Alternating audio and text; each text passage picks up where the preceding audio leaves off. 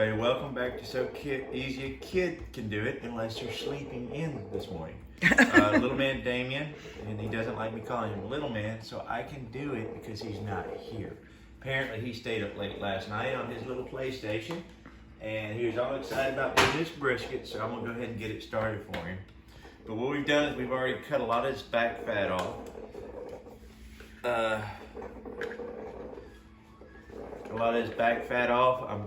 This is gonna be a different type of brisket that we're doing today. We are gonna smoke it like everything else. I saw this recipe. I thought it was a really good recipe. We're actually going to do 2 different rubs on this at the same time. Binders. We're gonna do 2 different binders. We're gonna do one in mustard, and then we're gonna sprinkle some seasoning on it.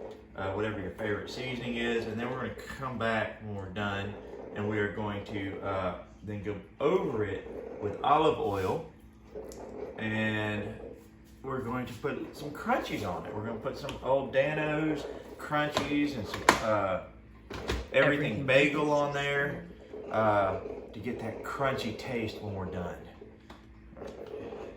And as y'all know, I don't really like sponsoring anybody because I don't get nothing from it. But I will tell you like some of my favorite seasonings. And here is Sure Shot Sid's Chipotle pepper seasoning. that we're going to be using. And then we're going to be using Sure Shot Sid's roasted coffee gunpowder seasoning. So we're going to be doing this a little bit different. Because I've tried a bunch of different seasonings. I always had my favorite, but then, you know, all of a sudden you show up somewhere, somebody does something a little different, and then that becomes your favorite. And Sure Shot Sid's, I realized I don't have to use near as much seasoning as I do with everybody else, and it's just very, very, very flavorful to me. And this will be the first time I've ever used their coffee gunpowder. Never done that before. And then I like a little spice on mine, so we're gonna put this on here. Layer on that Chipotle. I'm gonna layer it on. It's gonna add a little heat to it. Get in all your crevices really good. There's actually one guy that I watch, and his YouTubers will actually tell him he uses way too much seasoning because it's like he has this big old seasonings and he'll empty the whole thing out. But he doesn't use too much. You know why? Because he flavors it to his liking. And he might have to do it because he doesn't have Sure Shot Sid's. See how I did that, guys? I've never done that before. I just did a promo. Because you don't really need a whole lot. You just need to kind of just flavor it all in. I usually like to, on my briskets, I usually like to kind of cut and put some garlic in there, and pierce it, things like that. But I'm not going to do it this time because I am trying. This is new. Like I said, it's going to be a 2 rub thing. And I'm going to come here, pat this in. This here is my first layer. Get that all good. And then I should have put this in a squirt bottle, but hey, we all make mistakes. All right, I'm gonna pour a little bit of it. And here is my second binder that I'm doing. And I'm just gonna rub all this in. This is new to me. Like I said, I've never done this before, but I saw a guy the other day do it. It looked good, it looked tasteful. He used vegetable oil. I'm using olive oil. And you're a big fan of avocado oil lately, too. Well, yeah, usually I'll use a lot of avocado oil. The reason I'll use avocado oil, because a lot of people like to use olive oil, but olive oil has a burn rate that is actually not near as high. Like avocado oil, I can put it and I can burn at a higher rate with avocado, but since this is going to be a slow cook, this is why I'm using olive oil. Olive oil. Okay. And now here is some of the crunchies. It's basically, this is Danio seasoning. Like, I'm not promoting them, don't tell me why. But this is like basically they're like I would assume they're like what was that, the bagel crunchies? It tastes a lot like everything bagel seasoning, so we just grabbed a bunch of everything bagel seasoning too. So if we run out of that, we've got backup that we just picked up from Aldi. And my sweetheart here knows how I love that crunch. I love the burnt edges on the brisket, and then so having that plus this crunch, oh my gosh, the texture of this is going to be to die for. I think why she likes the crunch so much is when you move to Alabama, apparently people lose their teeth, so they're used to crunching on their teeth. So instead of losing their teeth, we're going to do crunchies on this. Oh my God. Anybody in Alabama? I'm just joking. We live here now.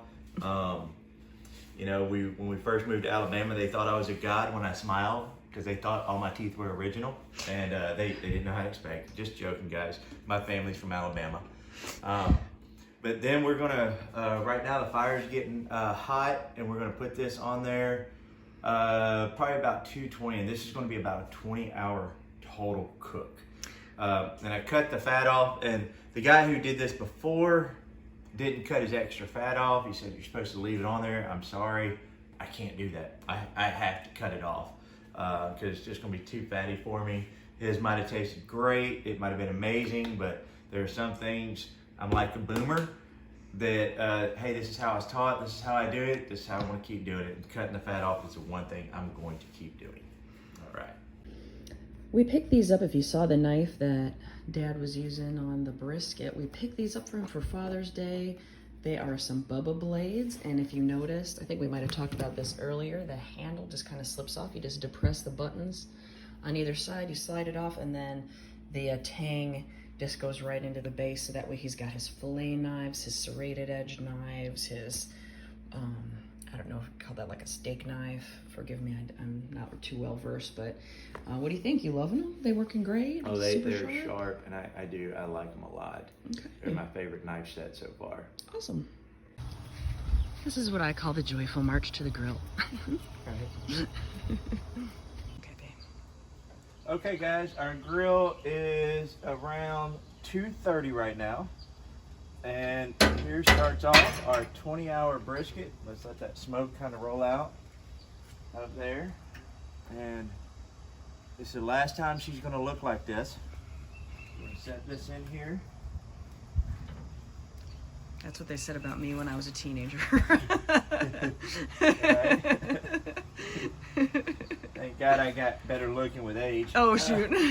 All right, there we go. And we're gonna leave it in there and just keep the temperature up for about 19 hours. So the time now is 11:13. So around 9 o'clock in the morning, I'll be pulling this off. Awesome. All right.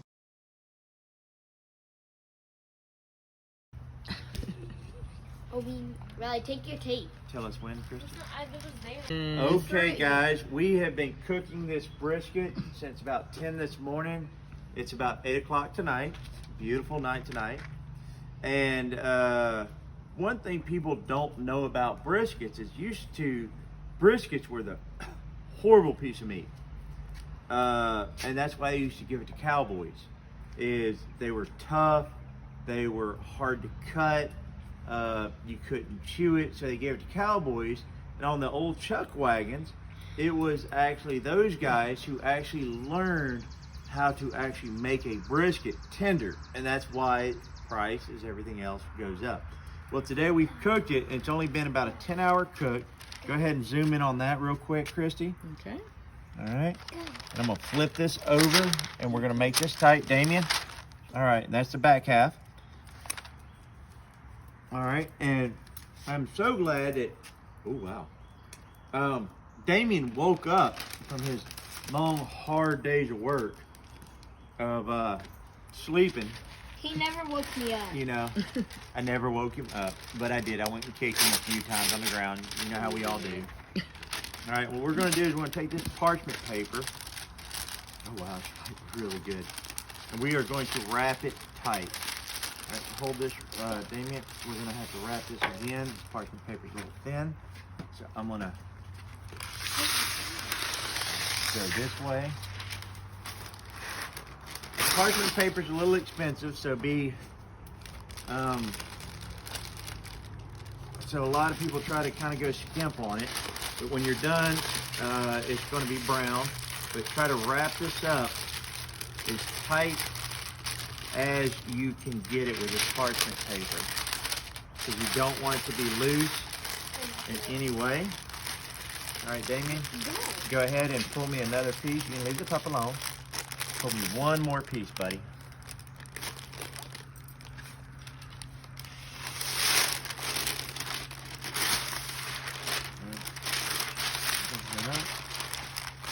Set it back on here again, because the one thing is we don't want these juices. Not yet. We don't want these juices escaping from this brisket. All right. Our thing is to trap.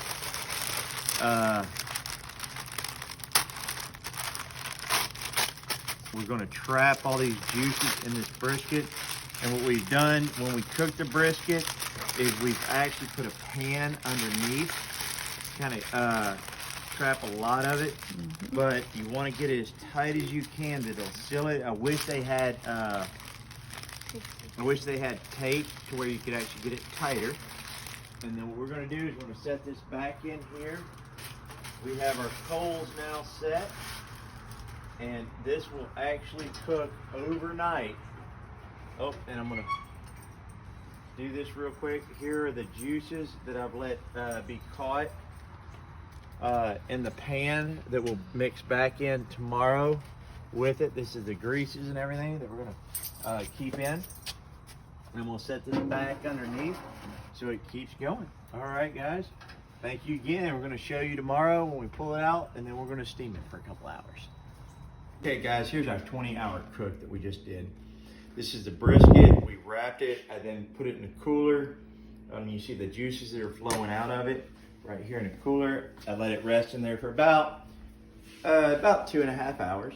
What I'm gonna do is I'm gonna just do a slight little cut down the middle and just see if there's any juices, and it might be tender, it might not. We'll just kind of look and just see at that. Let's see if I can push on that. See the juices coming out, guys? Oh gosh. That is the brisket. Oh, it is so good. Wife's trying to get a bite. I'll give her a bite real quick. Thank you. What do you think? Oh my gosh, so good. So guys, this is our brisket, 20-hour cook. It's just got some really good flavor. We got the dog over here who doesn't believe us and wants us to tell him. All right, guys, if you like this, please like and subscribe. I had to pick up the camera again because as he's cutting it, it's literally just crumbling apart. It's just beautiful. Slow and low.